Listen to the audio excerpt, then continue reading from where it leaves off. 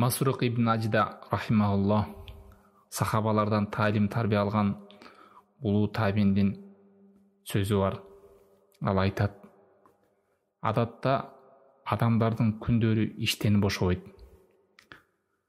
Мына ушундай кезде ибадатка жалгыз калып, Аллахка жалынып жалбарганды сүйүп калдым. Ал улуу табин ошентип үйүнүн бир бурчунан жер таап ибадат кылчу экен. Аялынын айтканы бар экен: анын ибадат кылганын көрүп алып ыйлар элем дейт. Себеби күйөөсү өтө көп намаз окугандыгынан кадамдары жарылып кетер эле.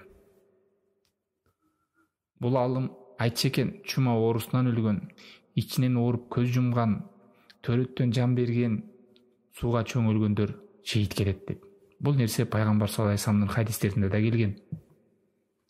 Жогоруда келген абалга азыркы Мадина шаарындагы пайгамбар саллаллаху алейхи вассаламдын мечитинде сабак берген алым Шейх Абдуразак аль-Бадр хафизахуллах комментарий берип мындай дейт: намаз ибадаттардын башы, Аллах Таалага жакындата турган эң жакын амалдардан.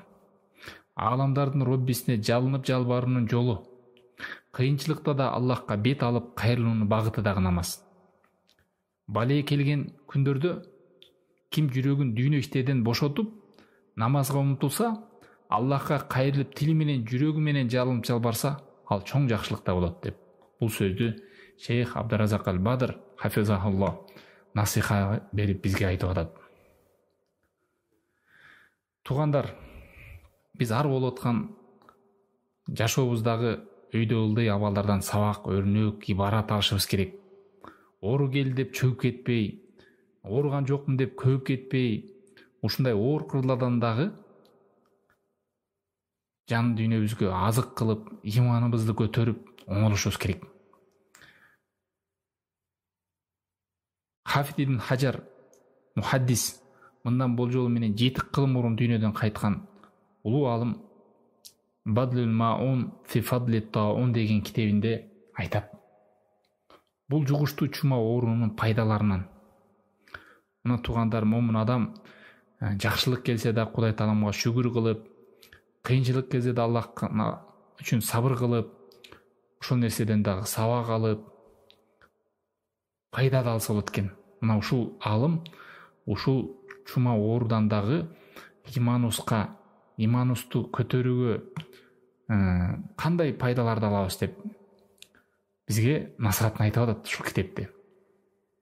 Биринчисин айтат: таксирул амал, үмүттү кыскартуу деп. Экинчиси ва тахсинул амал, амалды оңдоп жакшыртуу. Вал якадату минал гафла, кайдыгерликтен ойгонуу. Ва тазаввуду лиррихла, сапарга азыкты даярдоо деп. Үмүтүбүз канчалык тугандар узгарса, ошончолук амалыбыз шалак болот. Үмүтүбүз кыскарса, амалыбыз оңолот тугандар. Амалыбыз оңолсо, кайдыгерликтен ойгонобуз тугандар. Кайдыгерликтен ойгонсок, акыретке баруучу азыгыбыз да даяр болот тугандар, даярдалат. Эгерде могу үмүтүбүз узарса, канча адамдардын үмүтү узун эле. Мен муну кылам, тигини кылам деп отуруп, үмүтүнүн узундугунан өмүрүм узун болот деп, эч бирөөнө жетишпей, намазды окубай өтүп кеткендер канчасы болду. Мына ушу баленин бар, үмүт узарса, амалы бузулуп атат. Амалдарын оңдобойт, намазга түшпөгөндөрү канча, бузук иштерин таштабагандар канча, мына ушундай нерсенин артынан барып кайдыгерликке түшүп кеткендер канча. Бул жаман оору тугандар. Кайдыгерликтин артынан укса дагы укпайт, көрсө дагы көрбөйт, жүрөгү дагы сезбейт, көөдөн сокур болуп. Мына ушу бара турган жагына дагы азыгын даярдап өтүп кетет.